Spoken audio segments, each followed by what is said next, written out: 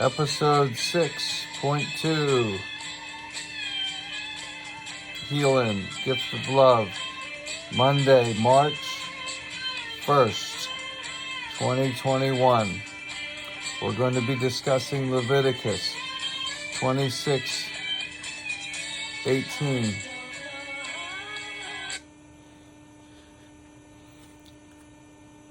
The 7 times punishment for disobedience rendered to Israel. According to the 7 times punishment, we get prophetic years if it's understood properly. And it comes down to actually, once you've understood it, you can't believe what you've just realized, is that the prophetic time of the exile was exactly given. So what we have is Leviticus 26:18, 7 times punishment for Israel in case of disobedience. Daniel 4:16, and 7 times shall pass over thee. Daniel 4:16. So I'll read from Leviticus 26:18.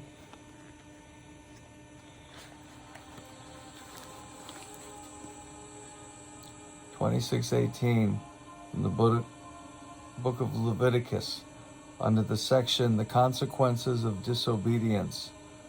And if ye will not yet for all this hearken unto me, then I will punish you 7 times more for your sins. We just discussed Daniel 4:16,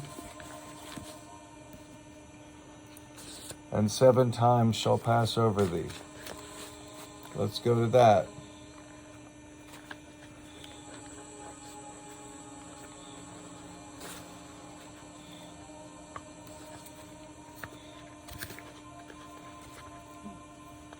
In other words, the 7 times, the times are going to be turned into days of the year, 360, and then the 7 times 360 becomes 2,520 days, and then the days are turned back into years, and that's the period of exile. And when you subtract from 2,520 the BC date of exile for the northern kingdom of Israel, 745, the return, the date, the year, the time of the end of the exile is 1775, 1776, where the United States began to be echoing and mirroring ancient Israel as 13 colonies, like 13 city-states founded around 13 tribes, with 12 around the 13th, which is the tribe of the priests, the Levites. Well, in ancient Israel, you have the notion of the word Israel, which is a state of righteous attunement to the eternal righteousness. Israel, the feminine, Isis the feminine, the moon, Ra, the solar, the masculine, Elohim, the host, the Trinity, derived from probably something to do with an amalgamation of Egyptian and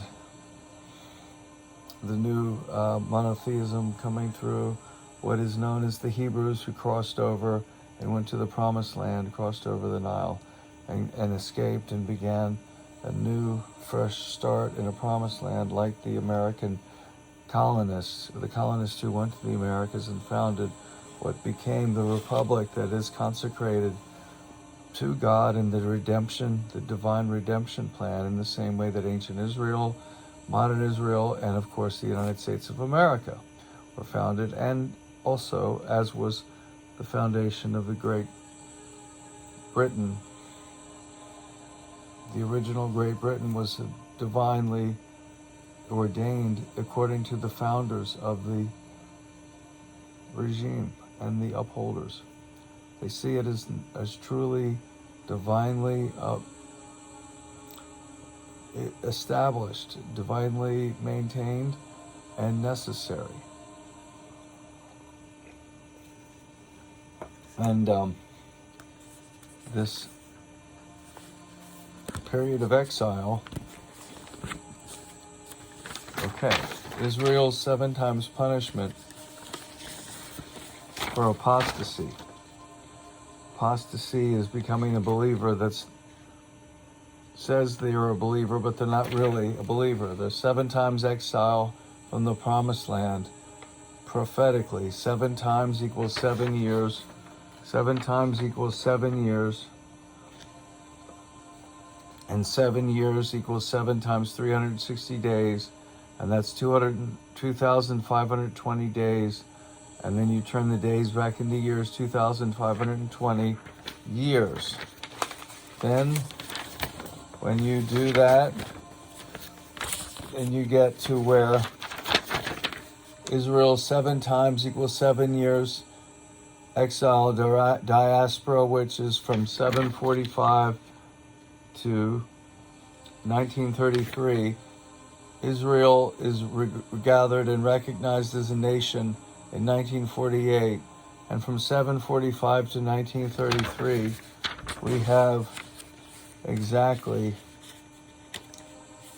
the period of time described here. King Zedekiah of Judah, the southern kingdom that had separated and was just simply Judah, Benjamin, and the Levites around Jerusalem.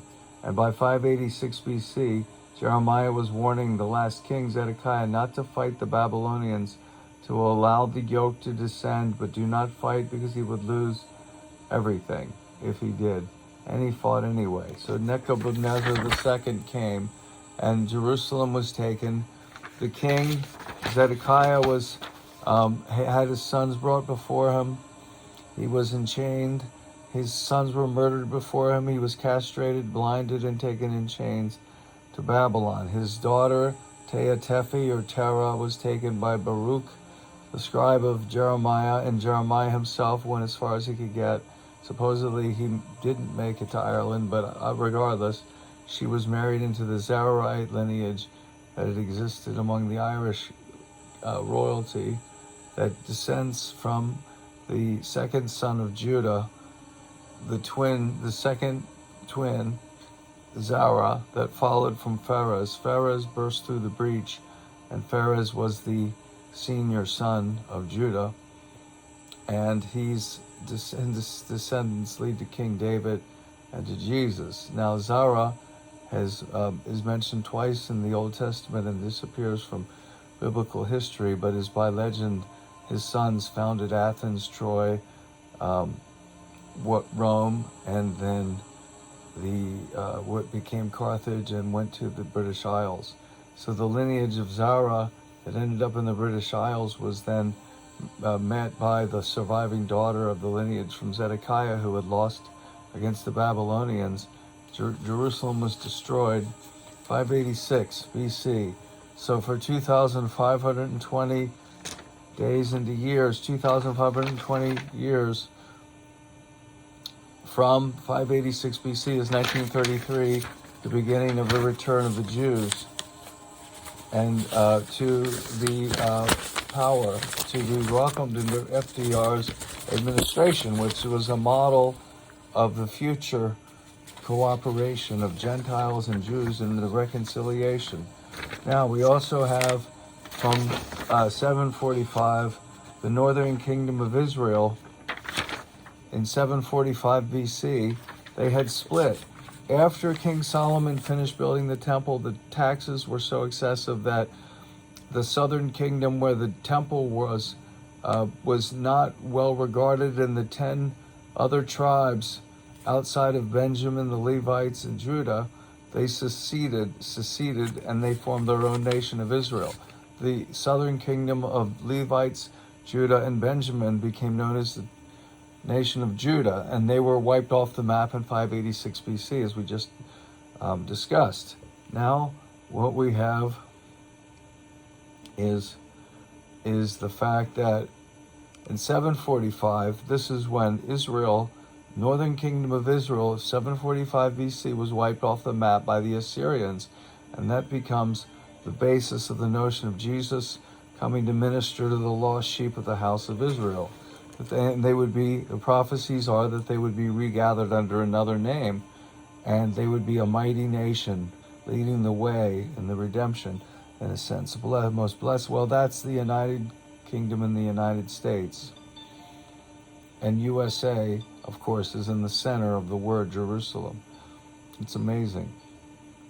And the root word of Brit, the root for the word British, Britain, is Berith in Hebrew. Be transliterated into English. B-E-R-I-T-H, or B''R-I-T-H, like B'nai Brith. The covenant people, that's the British. John Bull, the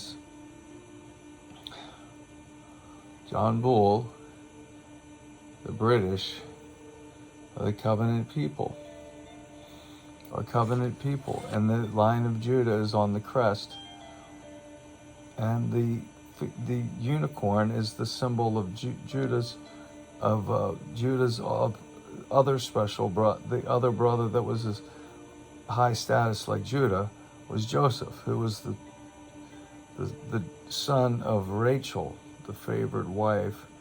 And Rachel, of course, was barren because she had been cursed by barrenness because she stole her uncle Laban's household totems to get revenge on him because he had tricked both Jacob, Israel, and herself, and had Jacob tricked into marrying Leah. And then he had to work another 7 years to get Rachel, the favorite wife, and then he left, but Rachel stole the household totem. So she was barren until finally the 11th son was born. And then that was Joseph, who was the favored one of the multicolored coat, whose brothers wanted to murder him because they were of their enmity, and who was saved by Judah and then sold into slavery, and then rose to become advisor to the Pharaoh, to whom the brothers had to appeal during the time of famine. Well, the second son of Rachel's was Benjamin, after which she died in childbirth. And the 1776 date comes in loud and clear when you have 2,520, 7 times 360 days turns into years. Believe it or not, you subtract 745 BC and you get 1775, 1776. And then if that's not enough for you, suppose you use 365 instead of 360 times 7. Get 2,555 days into years. Okay, so that's 2,555 minus 586 BC when Jerusalem was taken. Jerusalem was taken by the Babylonians. When was Jerusalem retaken for the regathering? 1967. Well, lo and behold, 586 BC subtracted from 2,555 gets you to 1969. Basically, it's only off probably because of the Hebrew calendar moving back and forth, and it's just, some of this is approximate. Isn't that amazing? So that's part of the math lesson. And then I have a second math lesson that'll be on the next video for today about the Fibonacci series and the golden mean. And with that, I wish to finish with the Lord's Prayer. Our Father, who art in heaven, our Mother indwelling, holy, holy, holy, thy kingdom come, thy will be done on earth as it is in heaven, granting us this day our daily bread, and brethren, we give thanks and rejoice in thee. We give thanks and rejoice in thee. Forgive us our trespasses, as we forgive those who trespass against us. We forgive ourselves, and we wish to forgive everyone for all time. And we ask that they would forgive us and we make amends for that which we have done. So lead us. Our Father who art in heaven, hallowed be thy name. Thy kingdom come, thy will be done on earth as it is in heaven. Grant us this day our daily bread and bread. We give thanks and rejoice in thee. Forgive us our trespasses as we forgive those who trespass against us. Lead us not into temptation. Lead us to be good, true, and beautiful. Lead us to practice and apply the virtues of courage, temperance, proper ambition, magnanimity, magnificence, unselfishness and magnificence, patience, friendliness, wisdom, truthfulness, modesty, and righteous indignation.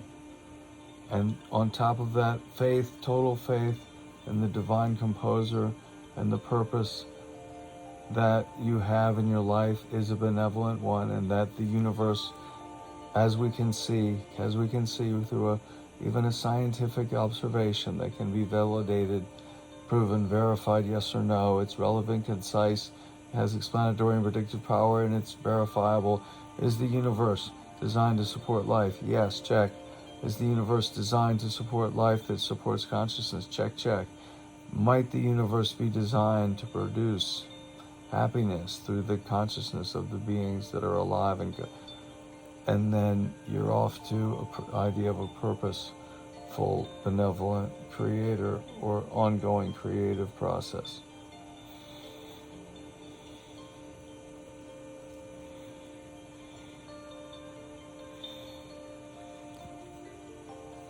And it's there that you see, and you say you want to be led by faith.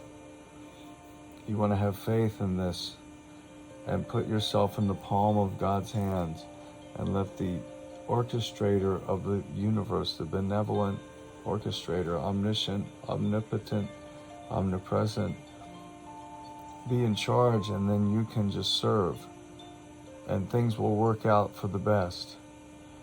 And then, for thine is the kingdom and the power and the glory forever and ever. Amen. Aton is the one. On, in ancient Egyptian, is for one. And Aton for the one, or attuning, or attuned. Alman is a celebration of the many.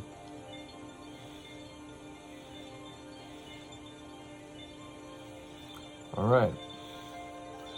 We'll see you next with the golden proportion, the golden mean. Thank you for watching.